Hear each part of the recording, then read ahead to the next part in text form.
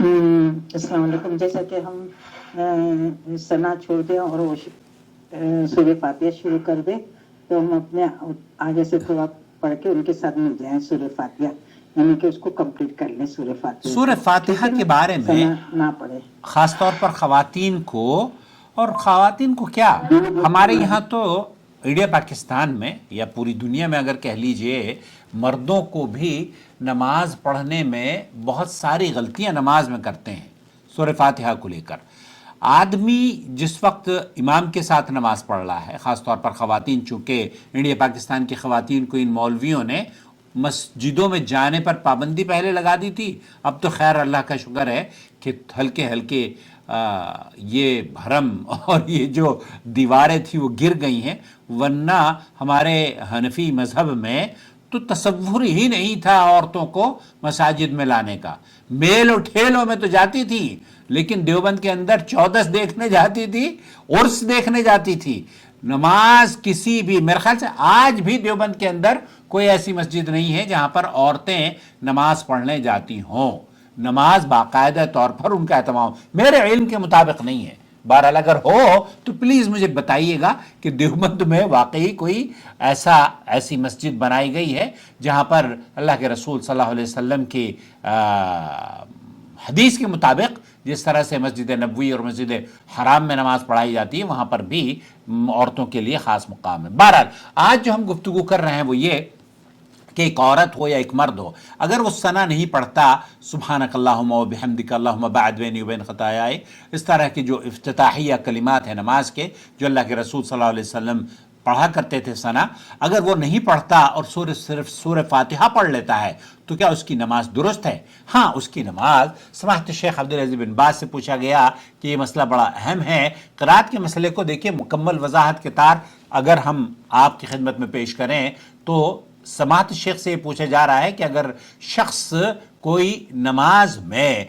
सूरह फातिहा पढ़े और उसके अलावा कुछ ना पढ़े तो क्या उसकी नमाज दुरुस्त होगी? उन्होंने जवाब दिया ये कि हाँ, बिल्कुल दुरुस्त होगी। अगर उसने सूरह फातिहा पढ़ी है तो उसकी नमाज सही है, चाहे पांचों फ़र्ज नमाजें हों। इसकी वजह यह है कि सूरह फातिहा नमाज की जान है, नमाज का रुकन है, और रुकन के बगैर नमाज नहीं होती, जबकि उसके बाद कोई और सूरत और आयात पढ़ना वाजिब नहीं है, बल्कि सुन्नत और मुस्तहब अमल है।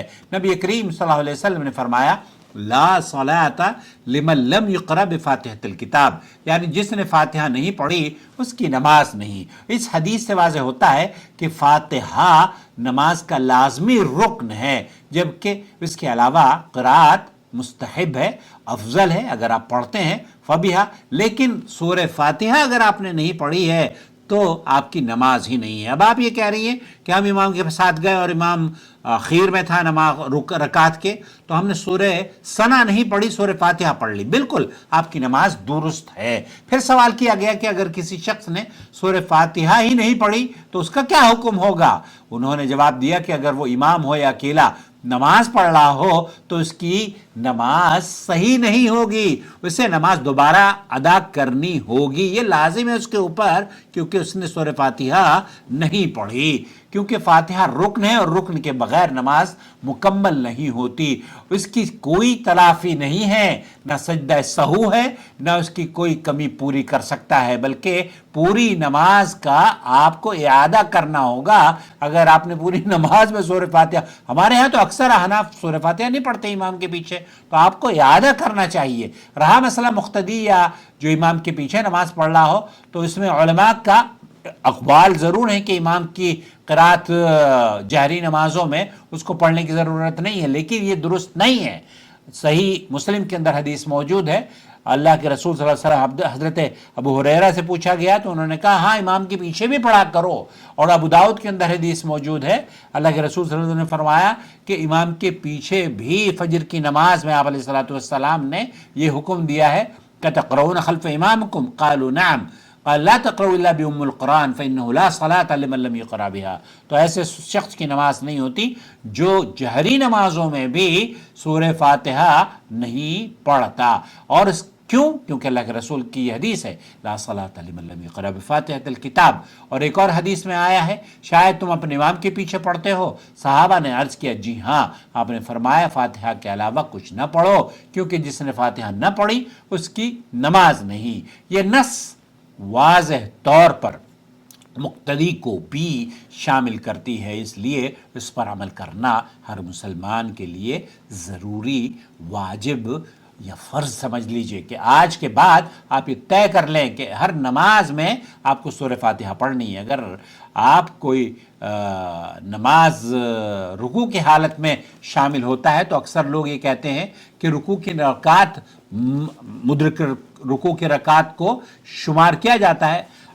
जमहूर उलमा का मौक़िफ़ यही है, लेकिन इमाम बुखारी रहमतुल्लाह अलैह का मौक़िफ़ ये है कि उस रकात को भी आपको अगर आप पूरी करते हैं तो ये ज़्यादा अफजल है। क्यों?